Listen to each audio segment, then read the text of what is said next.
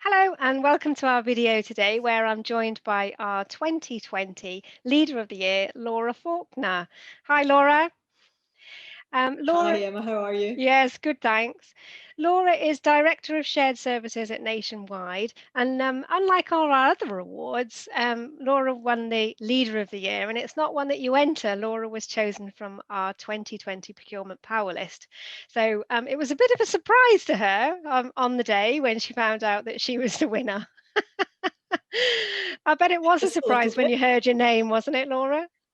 It was, and I think my team, they videoed, we were on Teams as well. So they were watching, we were all together watching it, and on our other like phones, iPads, whatever, we were on the event.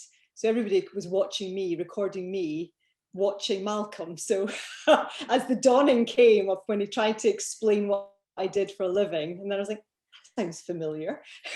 So yeah, That it sounds was a like bit of a me. surprise, but a very I know. welcome one. And your lovely team was, some of them were in on the secret as well. So we managed to bring you into interview at the Oh, end. So that brilliant. was lovely too. They had some great things to say about you. So that was really lovely to see. So, Laura, I know that you actually chose to go into procurement. You didn't fall into it like some of us did. So, tell me a bit about your role at Nationwide and some of the things that you've been doing over the last few years there. Yeah, no problem at all. Well, I joined Nationwide in 2016, and I guess I started as a Director of Supply Chain Management, which was procurement and property. But over the years, I've also been broadening out my areas of accountability. I'm currently Director of Shared Services, and I've got responsibility for procurement, property, and a lot of the back office operations for the building society as well. Um, and and I guess as well, I didn't fall into procurement. I chose to start my career there. I was doing my dissertation for Polaroid in my final year at university, and got to know the team rather well. And they offered me a graduate trainee position in either the operations side or the supply chain side. And I thought it was a really neat way of aligning the economics that I was studying, finance and manufacturing management, to move into the procurement side. So yeah, I've built my career forward in the profession since then. And then even when I joined the grad program, I then did 2 years of night school as well. So my CIPS exam. So I got all my studies done at the one time pretty much, and I qualified, and I've been lucky enough to be a fellow of the Institute since 2014 as well. So I've worked in various different industries. Polaroid, obviously, as many of you hopefully will remember, no longer with us. But then I moved down to London and I joined SmithKline Beecham, which then became GSK while I was there. And really there more than anything. I then moved on to EY for a while before moving to RBS. And at RBS, I took on my first CPO role there as well, leading the team globally. And I did find it a really interesting organisation to work for. I was there for a number of years, pre-financial crisis and post, going from an organisation that was one of the biggest banks in the world to one that was being bailed out and almost on the brink of collapse and being bailed out by the taxpayer. So, and I learned an awful lot about different types of organisations and what it takes to be successful as an organisation as well. But very glad to be here at Nationwide, and I've been here, as I say, for 4 years now. So it's been a really good 4 years. I think it's been really clear for me. This is it's an organisation that I have enjoyed and continue to enjoy working within. And how has procurement evolved throughout those 4 years that you've been there at Nationwide? Yeah, and it has, but I did inherit a great team. And I think that's a great starting position to come in for. There was nothing to fix as such. So we've evolved and we've built capability and really the mandate for procurement across that period as well. And also with my role expanding, we've also over the last 6 months hired a new CPO, Imran Razul, who's joined us in August, who will take the agenda forward to the next level. But unfortunately for Imran, I'm not far away. He does report to me, so I'm still there. The biggest opportunities, I think, that we've seized over the last 4 years have been able to see the bigger picture and helping across the society show that we can do so much more than just cost savings, but also not just about risk and control as well, and really showing that it's about delivering the value, improving resilience and fostering innovation, and ultimately as well driving the sustainability agenda, which is growing and is so important for us. And we all face the same challenges. It's the pace of change, regulatory intervention, and obviously the current COVID crisis, and then ultimately again the climate change as well that we experience. But here at Nationwide, I've said it already, but I have found a company that, as it is built on a purpose and it is a mutual, and being, you know, very key on its purpose of building society. It is quite clear as well of how we operate within the organisation, and you know, that whole feeling of you can do more together than you can do individually. And definitely over the last 4 years, we've been building upon the great foundations already in place, and we've been really clearly as well aligning our work to Nationwide strategic priorities, which means that we've really been able to ensure that we're focusing our resource and efforts on the areas that will have the most impact as well. Yeah, we are very fortunate, and it's not been without, you know, pushing in some ways, but we do have a seat at what I think of as every table that we need to. So we are able to be in the room to influence while you're there. It's always easier. And I think, yeah, we are recognised as a key enabler. We've been aimed to become, you know, that clear representation of the outside world. I've said it so many times before, but we're the one function within the organisation that has that direct link to the outside world, and we need to be that link to bring the outside world into your own organisation. And I do think the fact of the success as well and evolution is seen in the fact that we are being financially invested in as well. You know, we've got our Source to Exit programme is underway, due to launch our new technology transformation platform in June. And with this transformation, we're looking to further increase our agility and really be seen as that key enabler. You don't want to be a blocker, you know, you want to be seen as that key enabler. And definitely one of the most fantastic parts for the last 4 years is that I really do believe we are seen as being a real core part of the team that's taking the lead in the responsible business agenda. And as I say, this is clearly shown in the work that we've undertaken through the Procurement for Mutual Good programme. excellent. Yes, and I mean that definitely came across in some of the testimonials we had. I mean, we had your CEO and your CFO come on and give a little testimonial and congratulations message, and everybody said how much of a strategic partner the procurement team was within the business. And you know, that sounds like you've got things in a really good position, which is great. You touched on your excellent team there. How do you keep them inspired and engaged and driven? Well, I do. I've got a fantastic team, and I do think communication and engagement, it really does remain the real priority, especially just now. And at Nationwide, we do put a lot of effort into how we communicate, how we engage, and really how we support our leaders as well, and making sure they can do this easily. It's always good to have 3-letter acronyms, but we've got 3 E's that we work to at Nationwide. We've got envision, we've got empower and energize. And really, with regards to the envisioning piece, this is around storytelling, engaging the team to understand the role that each of us play in delivering against the society's strategic priorities. And I said that before, but when you can really be clear on what your organisation is delivering and what difference you can make, and being able to make that really, really clear for everybody, everybody can feel that purpose. We've got fortnightly extended leadership team sessions on Teams where we discuss the nationwide strategy and what we all need to be focused on in the short, medium and long term as well. And it's keeping that engagement going just now.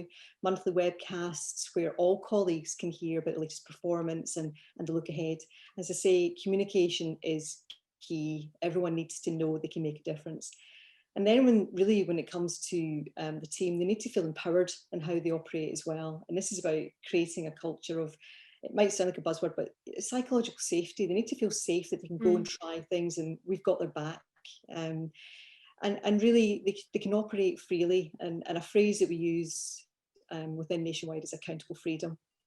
It's you have freedom to operate in whichever way you think is going to get the right result.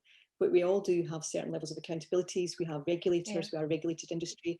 So it's that freedom and a frame of accountabilities. And we don't want to micromanage because you're never going to get the best out of everybody. And it's, you all know your own traits. And sometimes I feel as though I do want to get down into the detail a lot. And, I've had some great upward feedback from my team to say, let us get on with things. And you've just got to remind yourself that you've got a great team.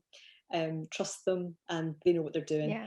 And then the last one is energize. And just now, I'll say it, but it is key more than ever. How we work day, all through the day, morning to night, on Teams in front of a screen. No longer do you have those ad hoc, chats in the coffee queue or, just drop on somebody's desk. It's a little bit more organized now. But, said before, you've got to know if it's cats, dogs, kids. I think you're getting to understand people a little bit more as well. Yeah.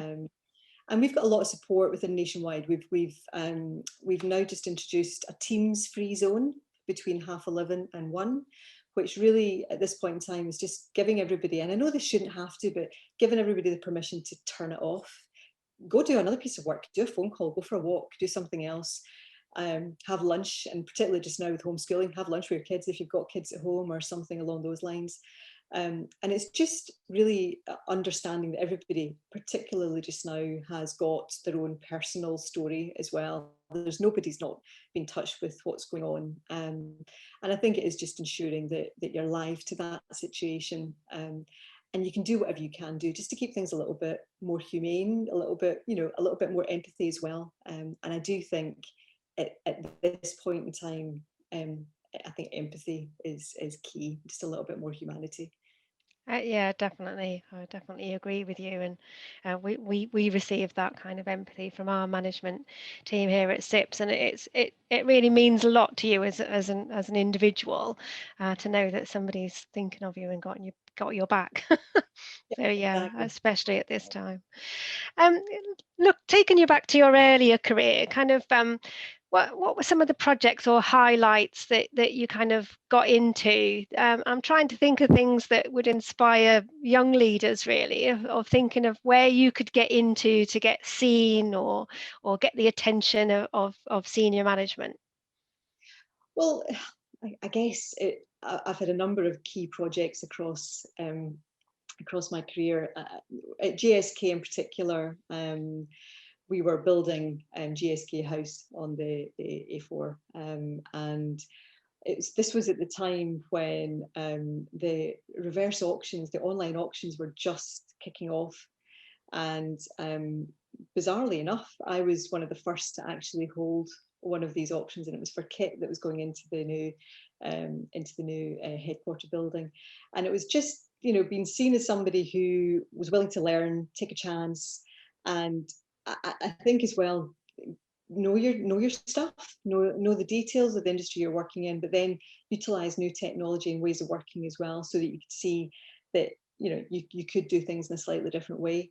That was really a fantastic start for me in that organization, and I think then led to me being allowed to do and given permission, I guess, as well, to do an awful lot more. I also found I did enjoy, and I seem to fell into, never mind the procurement part, but I did seem to fall into headquarter buildings and the work that's required there. And that to me has always been something, property's always been something that I've been really interested in. So from moving from GSK and GSK House there, to Ernst & Young and working on More London Bridge down by the Mayor's offices, and then back up to Edinburgh and working on RBS headquarters in Gogarburn, just at the airport. It's always been something there, which meant I've been able to build relationships with some of the supply chain as well, so some key suppliers there, which allowed me to then be known. But as I said, it's always been around just taking a few chances, putting a lot of effort as well, and I don't think it goes unnoticed, but taking a lot of effort into networking and getting to know people and understand again really what is driving them, and be seen as somebody who somebody can rely on. And I think that's been something I've really held dear, is that I would like to think I was trusted in the workplace, and if I say I'm going to do something, I will do it. And you look around and you can admire different leaders you've seen, but that's definitely been something I've always held there. But yeah, find something you enjoy, and find an organisation you enjoy as well. And as I say, for a while in my career, it was the new innovations in building technology and how the world of work itself. And then now, definitely, having joined Nationwide, it's about understanding the broader strategy within society, and particularly how procurement and supply chain can support not just Nationwide, but the broader society as well. Excellent. And as well as a winner, you've been a judge on the awards as well for the before. So would there be any parting comments you could give for people who are thinking of entering the awards? What tips would you give them? Well, I mean, I've been a real supporter of CIPS and the awards throughout my career, actually, and really because I think it does highlight and show what our profession can deliver.